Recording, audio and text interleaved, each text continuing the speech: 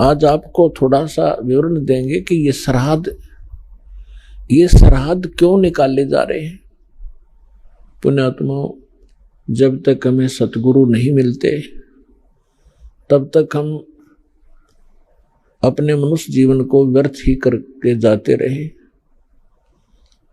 भले ही हम आन उपासनाएं करके छोटी मोटी सिद्धियां प्राप्त कर देते थे,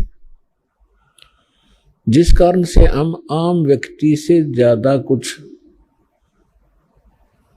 उत्तम नजर आते हैं। जो ये ऋषि महर्षि सिद्ध संत कहलागे, इन्होंने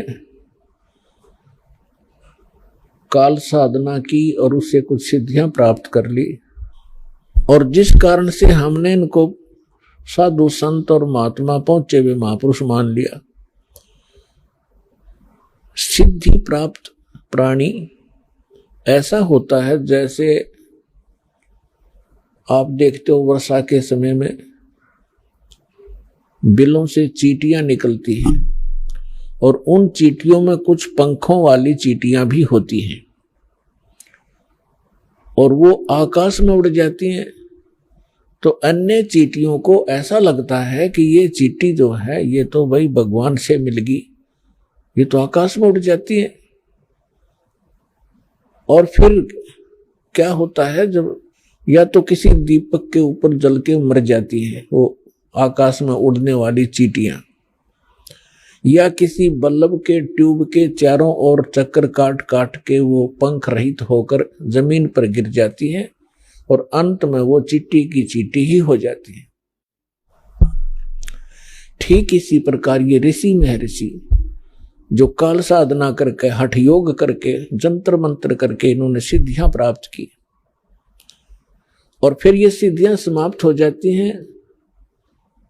कुछ एक इनके उल्टे सुल्टे कार्य ये कर देते हैं, किसी को श्राप दे देते हैं, किसी को दुआ देते हैं, किसी को बद दुआ दे करके फिर ये लास्ट में जीव के जीव ही रह जाते हैं।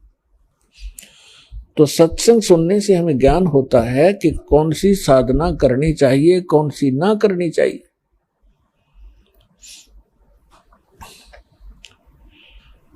आज आपको थोड़ा सा विवरण देंगे कि ये श्राद्ध क्यों निकाले जा रहे हैं।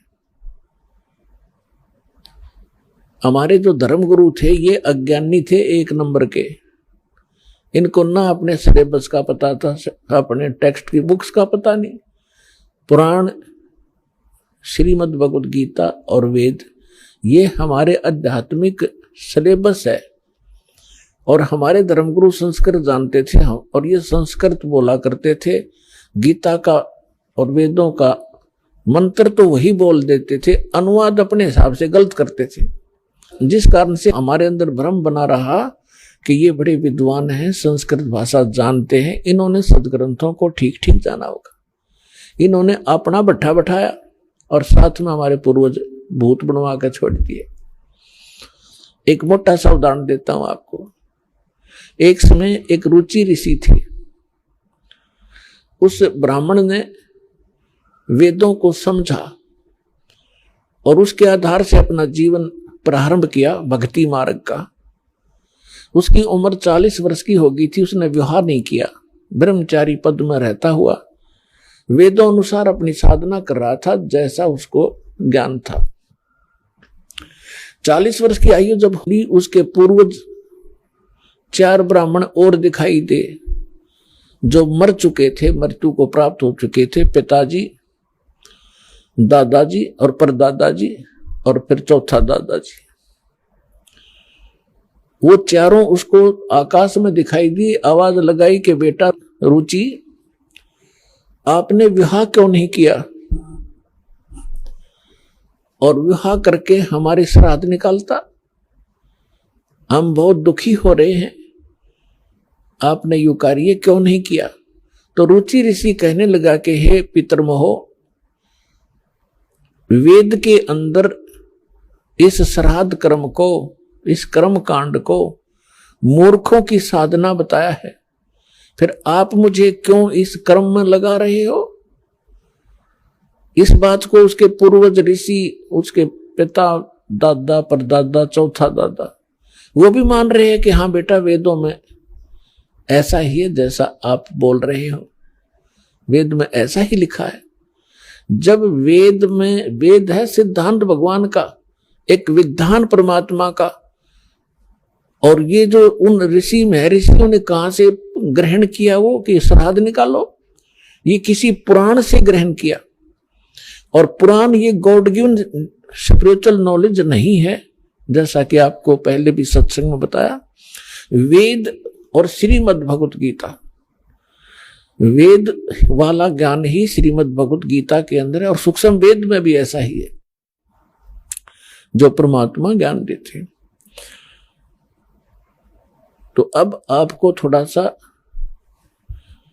मार्कंडेय पुराण से ये प्रकरण रूबरू करते हैं, जिसमें रुचि ऋषि और उसके पूर्वजों का जो भूत बनकर धक्के खा रहे हैं और अपने पुत्र को भी उसी विवश कर रहे हैं कि तू भी मनभूत गलत साधना करके। ये देखिएगा मार्कंडेय पुराण, मार्कंडेय पुराण सचित्र मोटा टाइप, केवल हिंदी संक्षिप्त, गीता प्रेस के रूप से प्रकाशित है। और ये कहां से छपा है? अब इसके हम आपको ले चलते हैं 242-43 पे। ये देखिएगा 242 पृष्ठ पे मार्कंडेय पुराण, संक्षिप्त मार्कंडेय पुराण, रोच्य मुनि की उत्पत्ति कथा। मार्कंडेय जी कहते हैं, ब्रह्मन पूर्व काल की बात है, प्रजापति रुचि ममता और अहंकार से रहित इस पृथ्वी पर विचरते थे। उन्हें किसी से भय नहीं था, वे बहुत कम सोते थे। उन्होंने न तो अग्नि की स्थापना की थी और न अपने लिए घर ही बना रखा था।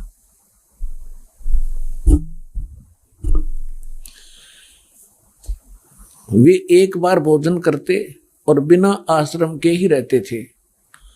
उन्हें सब प्रकार की आसक्तियों से रहित एवं मुनिवर्ती में रहते देख उनके पितरों ने उनसे कहा। पितर बोले, बेटा ये देखो, ये भूत दिख गए इसने, ये देखो ये भूत दिखाई देंगे चारों, ये पिताजी, दादाजी और फिर दादा का पिताजी, दादा का परदादा जी, ये चारों भूत बन रहे ऋषि जी। अब ये क्या इंस्ट्रक्शन दे रहे हैं देखिएगा। पितर बोले, बेटा विवाह स्वर्ग और अपवर्ग का हेतु होने के कारण एक पुण्यमय कार्य है, उसे तुमने क्यों नहीं किया? गृहस्थ पुरुष समस्त देवताओं, पितरों, ऋषियों और अतिथियों की पूजा करके पुण्यमय लोकों को प्राप्त करता है। वह स्वाहा के उच्चारण से देवताओं को, श्रद्धा के शब्द से पितरों को तथा अन्नदान बलि वैश्वदेव आदि से भूत आदि प्राणियों एवं अतिथियों को उनका भाग समर्पित करता है। बेटा हम ऐसा मानते हैं कि गृहस्थ आश्रम को स्वीकार न करने पर तुम्हें इस जीवन में क्लेश पर क्लेश उठाना पड़ेगा और मृत्यु के बाद और दूसरे जन्म में भी क्लेश ही भोगने पड़ेंगे। अब रुचि ऋषि कहता, पितृगण परिग्रह मात्र ही अत्यंत दुख एवं पाप का कारण होता है और तथा उससे मनुष्य की अधोगति होती है। यही सोचकर मैंने पहले स्त्री संग्रह नहीं किया। अब हम ज्यादा ना पढ़कर आपको अपने काम की बात पढ़ावांगे। पितर बोले, बेटा जितेंद्रिय होकर आत्मा का प्रक्षालन करना उचित ही है। तुम जिस पर चल रहे हो वह मोक्ष मार्ग है। रुचि ने पूछा, पितामहो वेद में कर्म मार्ग को किसको, जैसे ने भी बताया था कि इन्होंने बताया था इन पितरों ने कि गृहस्थ पुरुष समस्त देवताओं, पितरों, ऋषियों और अतिथियों की पूजा करके पुण्य में लोकों को प्राप्त करता है। वह स्वाहा के उच्चारण से देवताओं को, श्रद्धा के शब्द से पितरों को अन्न दान बलि वैश्वदेव आदि से भूत और आदि प्राणियों एवं अतिथियों का उनको भाग समर्पित करता है। बेटा हम ऐसा मानते हैं, गृहस्थ आश्रम को स्वीकार ना करके तुमने जीवन में क्लेश पे क्लेश भोगने पड़ेंगे। भावार्थ है कि तो तुम ये श्राद्ध श्रुद्ध ना निकालता, ये निकाल है। अच्छा यू क्या कह रहा है फिर? ये कह रहे हैं कि जो तू लग रहा है ना, यू तो है मोक्ष मार्ग। अब के पूर्वज कह रहे हैं कि जो तू लग रहा है वो मोक्ष मार्ग है, और हम बताओ वो नरक मार्ग में आ जा, तू मोक्ष मार्ग न छोड़ दे। ये देवता कह रहे कि पितर। देखो पितर बोले बेटा जितेंद्रिय होकर आत्मा का प्रक्षालन करना उचित है, किंतु तुम जिस पर चल रहे हो तो मोक्ष मार्ग है। हरिभाम बतावेंगे वो कौन सा मार्ग है। अब रुचि ने पूछा पितामहो वेद में कर्म मार्ग को अविद्या कहा गया है। ये श्राद्ध श्रुद्ध निकालना, भूतों की पूजा करना, तेरहवीं करना, ये सारा कर्म मार्ग है, कर्म कांड है। वेद में कर्म मार्ग को अविद्या मूर्खों का मार्ग कहा गया है, फिर क्यों आप लोग मुझे उस मार्ग पर लगाते हैं? पितर बोले ये सत्य है कि कर्म को अविद्या ही कहा गया है, इसमें तनक भी मिथ्या नहीं। फिर क्या रह गया? अब इनकी अकल देखो, इनकी चोर ले गए इनकी अकल को, इन पितरों की, श्राद्ध निकलवाने वालों की। अब वो लड़का ठीक साधना कर रहा था अपनी वेदों के आधार से, और ये भी मानते हैं कि तू आप जो साधना करे तो मोक्ष मार्ग है। और क्या हमारे वाले माजा तू कुएं में गिर पितर बने। और ये कह रहा है कि रुचि कह रहा है कि ये तो दो वेद में इसको मूर्खों की पूजा बताया है, अविद्या क्या है, और खुद भी मानते हैं ये बात तो सही है, इसमें कोई मिथ्या नहीं। फिर टट्टू रह गया, थोड़ा शर रह गया। क्या रह गया? जो वेद में रिजेक्ट कर दिया कि साधना नहीं करनी चाहिए, पितृ पूजा, भूत पूजा। अब कहने का भाव ये है कि इन्होंने इस रुचि को डरा धमका के, अटबट सुना के, अब जिसके पहले वाले चार दादे परदादे पिताजी दिखाई दे जा, ये तो खैर बुद्धिमान व्यक्ति था, थोड़ा बहुत इसने तो अपना तर्क दे भी दिया। और आपको कोई चार दादे दिख जाए तो जब समर्पण कर दो, बोलो जी के को हो वही कर दूंगा। तो हमने इन दादों के चक्कर में ही पाना नहीं। कई भक्त कहते हैं कि भाई जैसे अपने पूर्वज दिखाई दे जा, पिताजी दिखाई दे जा, और वो कहे कि मेरे श्राद्ध निकलवा दो, तो कैसे मना किया जा सकता है? पुण्यात्माओं तर्क के साथ विवेक से चलना पड़ेगा हमने। वो तो कुएं में गिर गए, अरे वो कह काजा बेटा तू भी गिर जा इस कुएं में, बुद्धिमान तो पड़ा नहीं। बुद्धिमान का कर्तव्य बनता है कुएं में गिरे हुए व्यक्ति को भी निकालने की चेष्टा करे, कोई ऐसा साधन खोजे उसमें रस्सा फांस दे। तब उसने कहा आप भी पकड़ दो और बाहर आ जाओ, आपकी भी जान बचाए, मुझे क्यों मरवा रहे हो पिताजी? तो बुद्धिमता इसमें होती है। अब कुएं में गिरे हुए व्यक्ति को निकालना चाहिए, ना कि भावुकता में छलांग लगा दे, दोनों मर गए फिरता है। तो इन गलत साधना करके जो भूत योनि पितृ योनि प्राप्त कर चुके हैं, उस साधना को हम नहीं करेंगे, नहीं तो हम भी उस कुएं में गिर जाएंगे।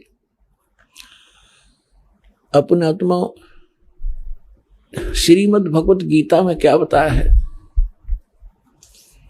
श्रीमद् भगवत गीता अध्याय नंबर 9 के श्लोक नंबर 25 में कहा है कि जो देवताओं की पूजा करते हैं देवताओं को प्राप्त होते हैं, और जो पितरों की पूजा करते हैं पितरों को प्राप्त होंगे, पितर बन जाएंगे।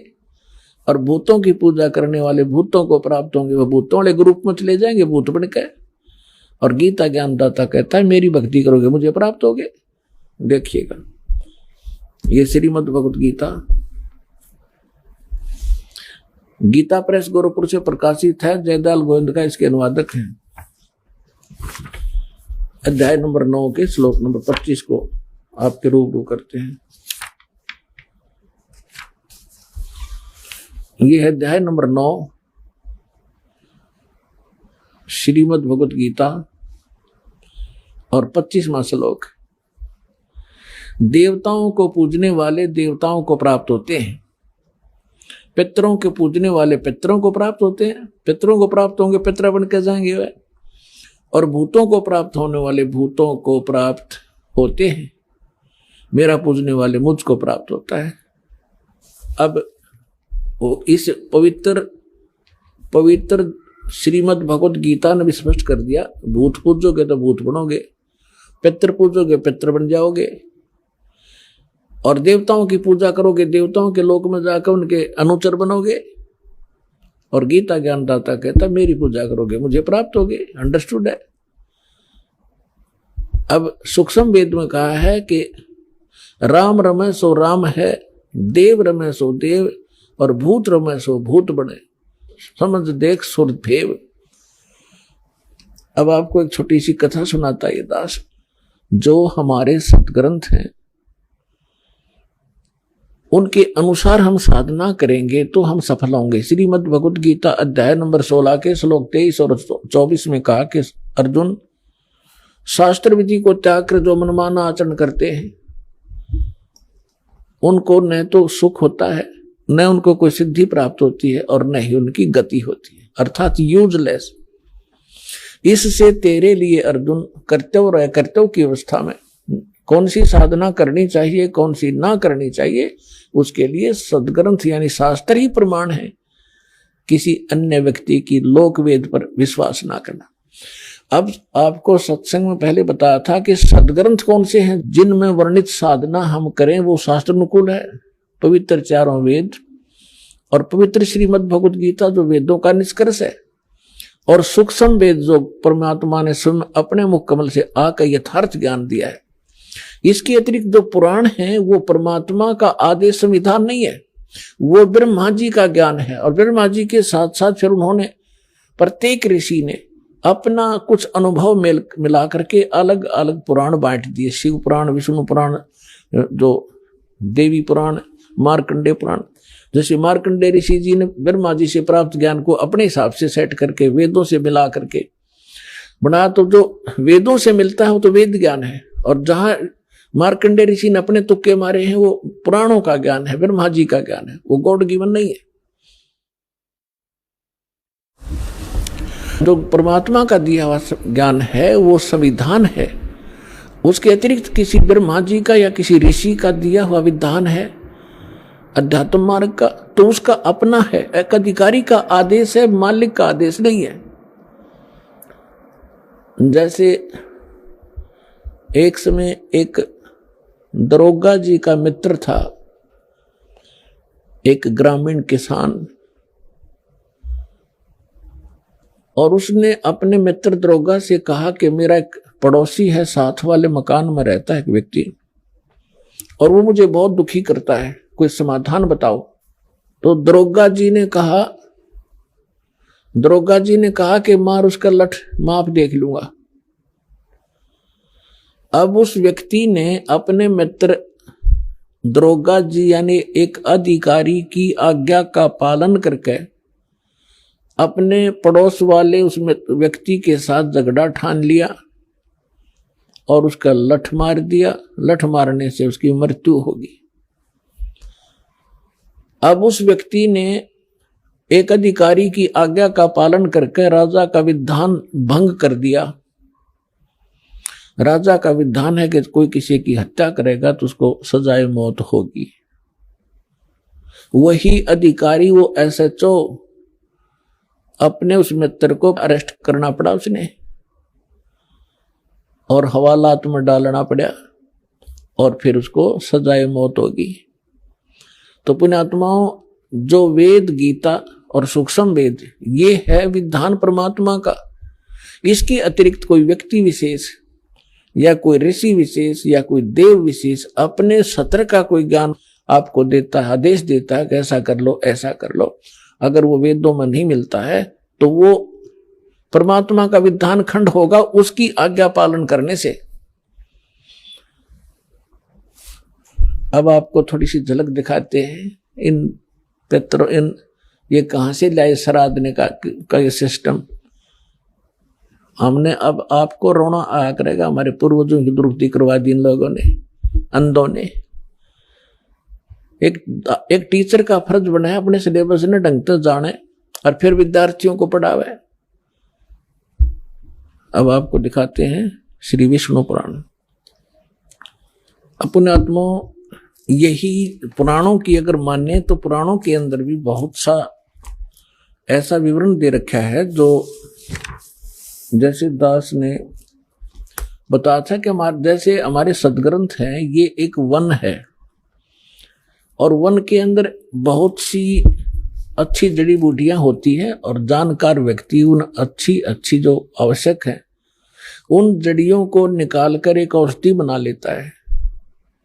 उस वन के अंदर जंगल के अंदर ऐसी भी जड़ी बूटियां होती हैं जो हानिकारक भी होती हैं। तो जिसको ज्ञान नहीं वो हानिकारक जड़ी बूटियों को मिलाकर अगर बना देता है जुगाड़ कोई जड़ी बूटी तो वो दवाई बनाता है तो हानि करती है। तो इन्होंने वो जड़ी बूटियां सेलेक्ट कर ली जो हमारे लिए हानिकारक थी। अब हम लेंगे वो जड़ी बूटियां जो हमारे लिए लाभदायक है, जो वास्तविक औषधि बनती है जिससे। तो ये विष्णु पुराण है, देखिएगा ये है श्री विष्णु पुराण सचित्र हिंदी अनुवाद सहित और गीता प्रेस गोरखपुर से प्रकाशित है। इसके अनुवादक कौन है ये भी दिखा देते हैं आपको। इसके अनुवादक हैं श्री मुनीलाल गुप्त और गीता प्रेस गोरखपुर से प्रकाशित है। इसके 213 पृष्ठ पर थोड़ी सी झलक दिखाते हैं। समझदार को संकेत पर्याप्त होता है। ये तृतीय अंश और अध्याय नंबर 15 चल रहा है, 16 के आगे शुरू हो जाता, हम 15 पढ़ेंगे। हे राजन, श्राद्ध करने वाले पुरुष से विश्व देवगण पितृगण पितामह और कुटुंब जन सभी संतुष्ट रहते हैं। जो श्राद्ध करते हैं उनसे देवगण पितृगण पितामह कुटुंबीजन सभी संतुष्ट रहते हैं। आगे क्या कहा कि हे भूपाल, पितृगण का आधार चंद्रमा है और चंद्रमा का आधार योग है, इसलिए श्राद्ध में योगी जन को नियुक्त करना अति उत्तम है। हे राजन, यदि श्राद्ध भोजी एक सहस ब्राह्मण हो, ब्राह्मणों के सम्मुख श्राद्ध खाने के लिए आए हुए 1000 ब्राह्मणों के सम्मुख एक योगी भी हो तो वह यजमान के सहित उन सब का उद्धार कर देता है। अब इससे क्या स्पष्ट हुआ, वही श्राद्धों की महिमा बताने वाला औरव ऋषि बोल रहे हैं। औरव वो क्या बता रहा है कि श्राद्ध निकालने वाला पितरों को और पितृगण पितामह कुटुंबीजन और देवताओं को खुश करता है। फिर इसके साथ साथ फिर स्पष्ट कर दिया है कि श्राद्ध कर रहे हो, श्राद्ध का अर्थ होता है एक धार्मिक अनुष्ठान। तो उसमें यह बताया कि उस धार्मिक अनुष्ठान में यदि 1000 ब्राह्मण आ रहे हो श्राद्ध जीवने वाले, उनके सामने एक योगी आ जा उनके साथ में। अब योगी का क्या अर्थ है? गीता अध्याय नंबर 2 के श्लोक नंबर 53 में कहा कि अर्जुन, जिसमें तेरी बुद्धि भिन्न भिन्न प्रकार के वचनों से विचलित ना होकर हटकर एक तत्व परमात्म तत्व ज्ञान के ऊपर आश्रित हो जाएगी, तब तो तू योग को प्राप्त होगा, तू भगत बनेगा, योगी बनेगा। तो अब यही बताया है कि योगी वो होता है जो पूर्ण परमात्मा के ज्ञान से परिचित हो, अटल ज्ञान रखता हो, सत साधना कर रहा हो। उसको भोजन कराने से कहते हैं उन पितरों का भी उद्धार हो जा, 1000 ब्राह्मणों का उद्धार हो जा जो पेट भरते फिर रहे हैं, जिनको ज्ञान कति नहीं, और यजमान का भी उद्धार हो। तो पुण्यात्माओं, दास ने आपको सबसे पहले योगी बनाया है। और यहां पर जो साधना होती है, 10वें दिन श्राद्ध होने लग रहे, यहां पर 10वें दिन समागम होते हैं। और जो भी दान पुण्य आप करते हो, ये सब योगी खाते हैं। और इनके खाने से आपके पितरों का भी उद्धार होगा, जो यहां दान कर रहे हैं। ये तो पुराण भी बता रही है और परमात्मा भी यही बता रहे हैं कि भक्ति बीज होवे जो हंसा, तारू तास के कोत्र वंशा। अब देखिएगा, ये है विष्णु पुराण, हम पढ़ रहे थे अभी आपको, और 213 पृष्ठ पे 3 अंश, और ये अध्याय 15 है, 16 यहां से शुरू होता है, इससे पहले 15 में है ये। हे राजन, और ऋषि ब्राह्मण कह रहा है कि हे राजन, श्राद्ध करने वाले पुरुष से विश्व देवगण, पितृगण, पितामह और कुटुंबीजन सभी संतुष्ट रहते हैं। हे भूपाल, पितृगण का आधार चंद्रमा है और चंद्रमा का आधार योग है, इसलिए श्राद्ध में योगी जन को नियुक्त करना अति उत्तम है। हे राजन, यदि श्राद्ध भोजी 1000 ब्राह्मण हो, सहस्र मान 1000, और ब्राह्मणों के 1000 ब्राह्मणों के सम्मुख एक योगी भी हो, तो वह यजमान के सहित उन सब का उद्धार कर देता है। एक साधे सब सधे, सब साधे सब जावे, माली सिंचे मूल को फिर फले फूले गाय। योगी वो नहीं है जो पेट का पानी हला के दिखा दे, ऊपर न पैर कर ले नीचे न सर, वो योगी नहीं है। वो तो एक प्राकृतिक चिकित्सक है वो व्यक्ति, वो संत नहीं है। योग का अर्थ होता है परमात्मा से मिलने का, योग करने का तरीका। योगी माने भक्त, साधक। तो अब आपको क्या सिद्ध हुआ कि हमारे सदग्रंथ वेद हैं, वेद अनुसार साधना करने से हमें हमारी शास्त्र अनुकूल साधना बनती है। और वेद और गीता दोनों एक ही हैं।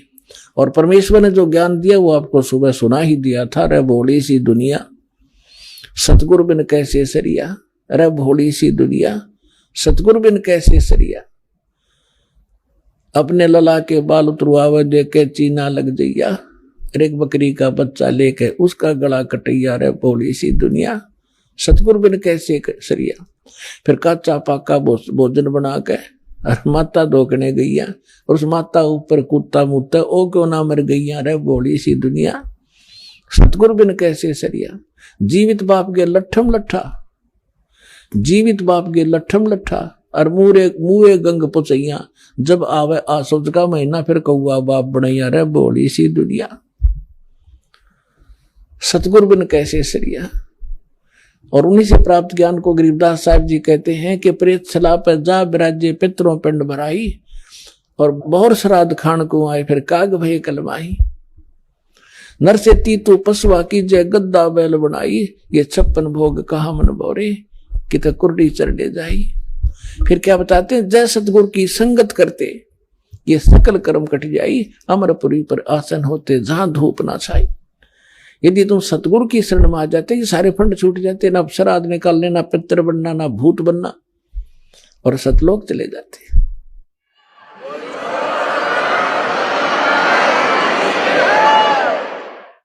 एक जीवित उदाहरण देता हूं आपको। मेरे पूज्य गुरुदेव जी इसी हरियाणा स्टेट से भिवानी डिस्ट्रिक्ट में एक दादरी के पास बड़ा पैतावास गांव है, वहां के रहने वाले थे। उनका जन्म पवित्र ब्राह्मण कुल में हुआ था, लेकिन उनको ज्ञान हो गया था कि जिस आधार से ये ब्राह्मण कहलाते हैं, ये ब्राह्मण नहीं है। ये तो एक परंपरा पड़ेगी। जैसे कोई वैद्य था और बहुत सुप्रसिद्ध वैद्य था, नब्ज पकड़ते ही रोग बता देता था और बढ़िया औषधि देकर स्वस्थ कर देता था। तो उस वैद्य के वंशजों को आने वाले समय में वैद्य कहने लग गए सारे, कृपाराम वैद्य, बलवान सिंह वैद्य, फलाना वैद्य। और वो वैद्य है केवल सरनेम बन गया उनका, वो वैद्य नहीं है। उस वैद्य के वंशज होने के कारण वैद्य नाम से प्रसिद्ध हो गए। और जानते नहीं पेट के दर्द की दवाई फिर खाक वैद्य है वो। इसी प्रकार जो ब्राह्मण हैं वर्तमान के, जिनको हम ब्राह्मण कहने लागे, ब्राह्मण, तो उस कुल में हमारे पूज्य गुरुदेव जी का जन्म हुआ। और उनको जब ज्ञान हुआ, जब पता चला कि ये तो केवल ब्राह्मण है, पंडित नहीं है। पंडित सोए जो पिंड की जाने। मेरे दादा गुरु जी थे, वो दिल्ली के अंदर छावला गांव के जाट थे, किसान। और वो हमारे जो दादा गुरु जी के जो गुरु जी थे, जो जिनके वो संपर्क में आए, उन्होंने उनको काशी विद्यापीठ में पढ़ा दिया, उस किसान के लड़के को। और फिर वो 4 विषय के आचार्य बन गए। उनको पंडित चिदानंद नाम से जाना जाता रहा। आज भी उनका खरखोदा के पास में, जिला सोनीपत हरियाणा में, एक गोपालपुर छोटा सा गांव है, उसमें उनका आश्रम है हमारे दादा गुरु जी का। उस पर बोर्ड लगा हुआ है पंडित चिदानंद आश्रम। वो जाट होकर पंडित को आए और हमारे गुरुदेव जी ब्राह्मण थे। बोले नहीं, हम ब्राह्मण नहीं, हम संत हैं। तो कहने का भाव ये है कि मेरे पूज्य गुरुदेव जी जब 15-16 वर्ष की आयु के थे, खेतों में पशु चरा रहे थे। पहले यही काम करते थे, गौएं चराते थे अपने अपनी, इनके जमीन भी थी, खेती भी करते थे। और हमारे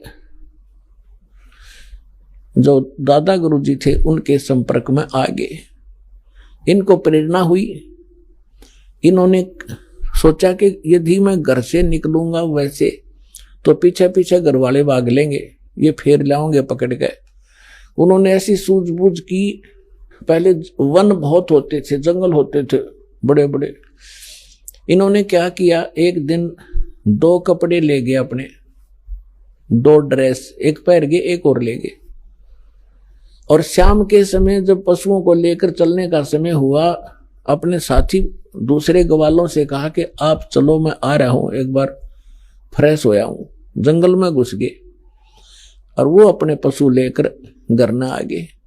उन्होंने क्या किया, जंगल में जाके दिन में वो देख आए थे सारा साजबाद। एक पशु खा रखा था, किसी हिंसक पशु ने, किसी शेर ने या भेड़िए ने, कोई बकरा बुकरा खा रखा था। उसकी अस्थि पड़ी थी। उनके पास, उनके ऊपर अपने कपड़े डाल दिए जो पहन के गया था, और दूसरे पहन करके वो सीधे चले गए जहां मेरे गुरुजी थे, उनके गुरुजी थे। अब रात्रि का समय हो गया, उस समय कोई ऐसा टॉर्च टार्च भी ना होया करती गांव में। लगभग 100-125 वर्ष पहले की बात है। कुछ देर इंतजार की भाई, वो उनका नाम था हरद्वारी बचपन का। तो घर वालों ने पूछा, और दूसरे साथियों जो उनके साथ गए थे ग्वाले, भाई हरद्वारी नहीं आया। उन्होंने कहा कि वो आता ही होगा, वो फ्रेश होने चला गया था थोड़ा सा अंदर। काफी देर इंतजार करके घर वालों ने चिंता पड़ गई, भाई कोई हिंसक पशु रहते हैं यहाँ पर जंगल में, और बालक को कहीं हानि ना पहुंचा दियो। 10-15 व्यक्ति चले साथ में ग्वालों को लेकर के, जिनने देखा था इधर गया था अंधेरे में। उसमें ऐसी टॉर्च टार्च भी ना थी, एक दीपक सा जला रखा था, लालटेन दे रखी थी, थोड़ा थोड़ा टिमटिमाता सा प्रकाश था। ढूंढते ढूंढते खोजते खोजते अंदर गए, देखा तो वहां कपड़े पड़े, अस्थि पड़ी। एकदम अंधे हो गए, जो कहने लगे भाई बच्चा तो खा लिया। हो तो ये पड़ा भाई। फटाफट उसको उठाया, कपड़ों में बांधा, लाकर अर्थी बनाकर सुबेरे सुबेरे फूक दिया। और फिर होगी उसकी 13वीं शुरू। अस्थि ठाई, फिर गंगा में डाल के आए, फिर 13वीं करी, महीना करा, 6 माही करी, वर्षी करी, और फिर हो गए वो श्राद्ध शुरू। वो जा रहे अपना कल्याण कराने के लिए। जब उनका सतलोक गमन का समय हुआ, मेरे पूज्य गुरुदेव जी मुख्य तौर पर पंजाब में रहा करते थे। पंजाब में एक तलवंडी भाई नाम का छोटा सा कस्बा है, फिरोजपुर जिले में, और एक उनका आश्रम था मोगा में। तो तलवंडी में भी आश्रम था, अधिकतर वो तलवंडी रहा करते थे, वहां के सेवादार ज्यादा थे। तो तलवंडी भाई वो रहा करते थे। दास को दीक्षा देने का आदेश वो दे चुके थे 1994 में। 1996 में वो अपने गांव में आए, इस पैंतावास दादरी के पास। हमें पता चला कि गुरुजी यहाँ आए हुए हरियाणा में, उनके साथ हमारे ही शिष्य, उनके बच्चे 2 सेवा में रहा करते थे। उनका संदेशा पहुंचा गुरुजी आ चुके हैं। तो दास भी चला गया, उस समय गांव गांव में सत्संग किया करते थे। जब हम वहां पहुंचे, प्रणाम किया गुरुदेव को, उसमें सारा गांव देखने आया कि वो व्यक्ति तो जीव है जिसने हमारे मान रहे थे। सारा गांव देखने आया। वो गए थे लगभग 100 वर्ष के बाद। जाते ही बता दिया कि ये मेरे चाचा का घर था, ये हमारा घर था, हम इतने भाई इतनी बहन। तब उनको यकीन हुआ सचमुच तो वही हरिद्वारी है। सारी पीढ़ी बता दी। तो जब दास वहां पहुंचा तो एक 92 वर्ष की 92 ईयर ओल्ड उनकी भाभी बैठी थी। ऐसे बात चलती रही। मैंने उनसे पूछा कि जब हमारे गुरुजी घर त्याग कर चले गए थे तो आपने पीछे से कैसा महसूस किया? यहां नहीं थे, आपने मृत मान रखा था।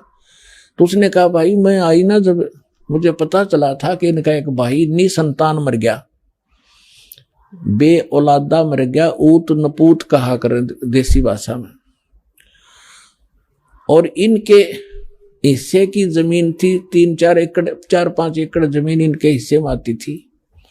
उसको मेरे पति और दूसरा जो मेरे पति का भाई है, 3-4 भाई थे, वो प्रयोग किया करते थे। और जब घर में कोई ऊक चूक हो जाती, खेती ना होती, पशु मर जाते या कोई बालक बीमार हो जाते, तो हम पूछने जाया करते थे अपने पुरोहित पे, और वो पतरा वतरा दिखाया करते।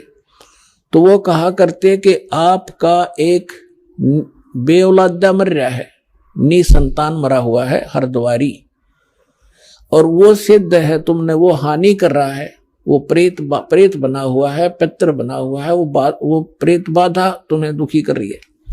उसके लिए फिर जो सा भी वो जंतर मंत्र बताते हम सारा कराया करते, श्राद्ध भी निकाला करते थे।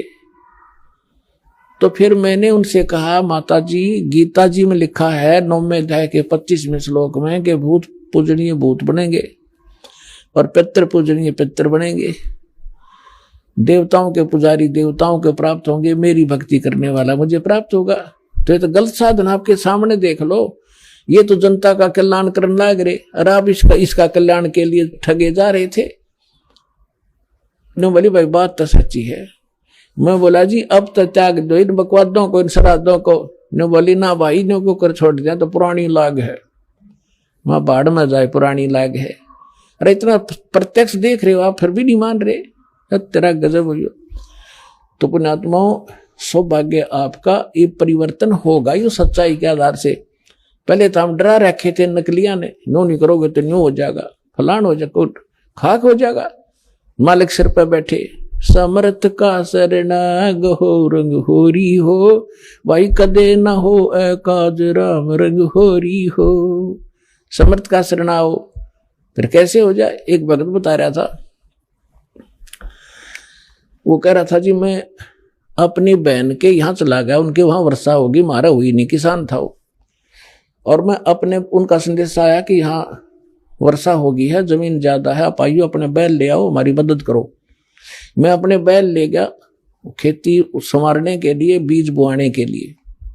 मेरी सेवा लगा दी दूसरे खेत में, वहां मैं ले गया। जानता था मैं खेतों को सारे, कई बार जा रहा था अपनी बहन के यहाँ। तो वहां एक जोड़ी थी, उनके खेत के आसपास उस तालाब था छोटा सा, थोड़ा पानी था, और उसमें एक मंडी ही बना रखी थी किसी पीर प्यार की। मैंने दोपहर में जाकर देखा, पानी पिलाने गया पशुओं को, बैलों को, तो वहां एक धड़ी गुड़ रखा, बेली गुड़ की। मैं वह बेली ठा लाया, फोड़ के कुछ तो आप खाई और कुछ बैलों को डाल दी, उनने खा ली। तो मैं आकर घर सो गया तो रात ने एक 3 फुट का व्यक्ति, दाढ़ी सी वाला, मुसलमान टाइप दिखाई दिया। नो बोला तूने मेरी बेली खा ली और बैलों को खिला दी, और दूर खड़ा नो, इतनी दूर मेरे तो 50 फुट दूर। नो कह तू तगड़े की शरण में था, ना तन्ना मारूं और तेरे दोनों बैलों को मारना था मैंने। तो मेरे तो तगड़े की शरण में है, यानी समर्थ की शरण में है, मैं तेरा कुछ बिगाड़ नहीं सका। मैंने सारी अपनी कोशिश कर ली।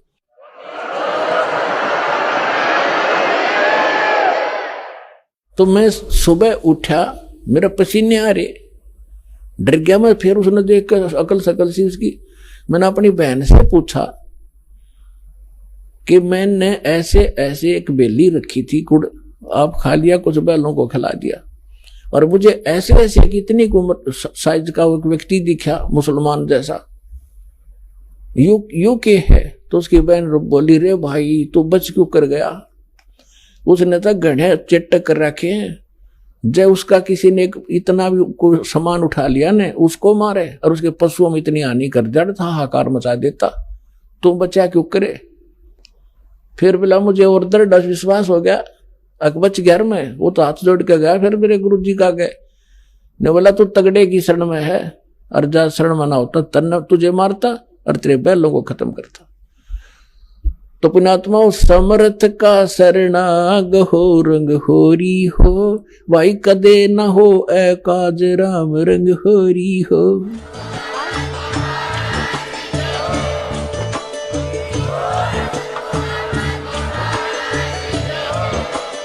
आप सुन रहे थे जगत गुरु तत्वदर्शी संत रामपाल जी महाराज जी के मंगल प्रवचन। अधिक जानकारी के लिए विजिट कीजिए हमारी वेबसाइट www.jagatgururampalji.org। संत रामपाल जी महाराज जी के शुभ आशीर्वाद से पूरे विश्व भर में 500 से भी ज्यादा नाम दीक्षा केंद्र हैं, जिन पर संत रामपाल जी महाराज जी द्वारा ऑनलाइन निशुल्क नाम दीक्षा दी जा रही है। अपने नजदीकी नाम दीक्षा केंद्र का पता करने के लिए संपर्क करें 822